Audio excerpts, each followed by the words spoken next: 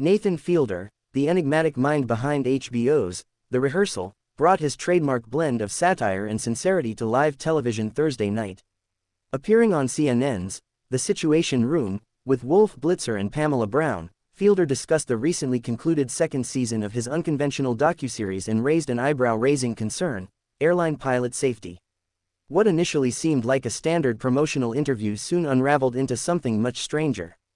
Fielder, never content to operate within the boundaries of traditional media appearances, took a sharp detour from the expected talking points about his show and began speaking in earnest about one of the season's focal investigations: the communication dynamics between pilots and co-pilots on commercial flights. This topic, as outlandish as it might sound in the context of a comedy series, was central to the season's narrative arc. Fielder's second season of The Rehearsal stretched the boundaries of immersive performance to near breaking points. He was no longer just helping people prepare for difficult life situations through elaborate rehearsals, he was challenging the very structure of reality and responsibility, testing the limits of performance as a means of truth. And that ambition culminated in the season finale. Fielder, in a move that teetered between brilliance and recklessness, piloted a Boeing 737 with over 100 actors on board. The goal: to examine how pilots communicate under pressure, and whether their exchanges, often mired in technical jargon, hierarchical dynamics, and fatigue, might contribute to catastrophic failure. Standing beside seasoned CNN anchors, Fielder explained the rationale behind this decision with the solemnity of an FAA investigator. "We think we're safe because we trust the system," he said, eyes fixed on the camera. "But the system is built on human communication, and humans make mistakes." The moment was jarring. Was he in character? Was this still part of the show? Or had Fielder, like so many of his Rehearsal participants, become trapped in his own simulation? Blitzer, a veteran of surreal interviews, looked visibly puzzled. Brown tried to steer the conversation back to familiar ground, asking Fielder about how he developed the idea for The Rehearsal. But Fielder didn't flinch. "This season wasn't about preparing for awkward conversations," he said. "It was about preparing for disaster, and recognizing that we're rarely prepared."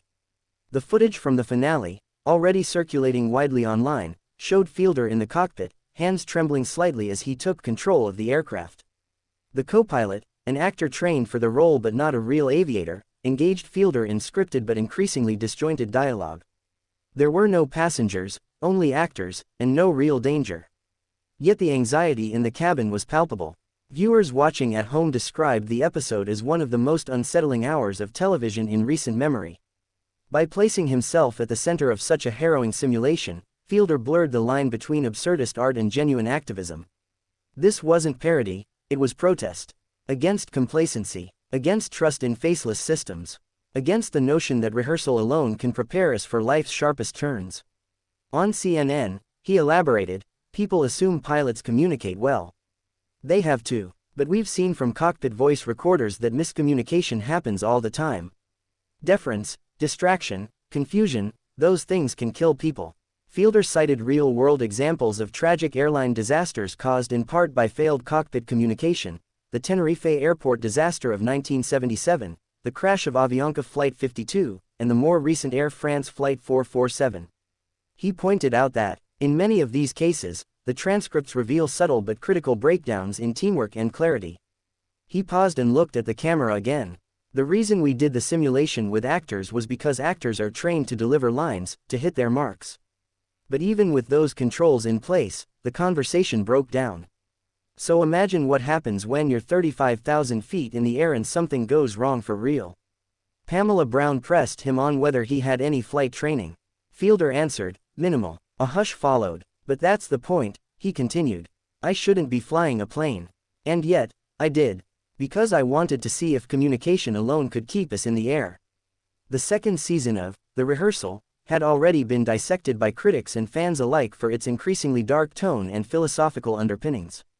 But this finale, and Fielder's subsequent media tour, has reframed the entire season. What initially appeared to be a satirical extension of performance art now feels like a genuine warning, wrapped in a performance so deadpan it's hard to know when the mask ever comes off. Throughout the interview, Fielder remained composed, even as clips from the finale played in the background. We saw flight attendants, also actors, reacting to turbulence. We saw passengers rehearsing emergency evacuations. We saw Fielder himself staring out the cockpit window as dusk settled over the simulated sky. It was eerie, beautiful, and horrifying. What did you learn from this? Blitzer finally asked. Fielder took a long pause. That we're rehearsing every day, without knowing it, and that when the real thing happens, it's already too late to start communicating. Some critics have called this season Fielder's magnum opus, a project so layered and morally ambiguous it defies easy categorization. Others are calling for regulatory scrutiny, asking how a non-pilot was allowed to take controls of an aircraft, even in a controlled environment. Fielder has been vague on the logistics. He insisted that safety was a priority, that every precaution was taken, and that no one was in real danger. But that's always the line, isn't it? Until something goes wrong. In many ways, Fielder's CNN appearance was its own rehearsal, a dry run for how we respond when entertainment crosses into activism. When art refuses to stay in its lane. When the performance becomes indistinguishable from the performer.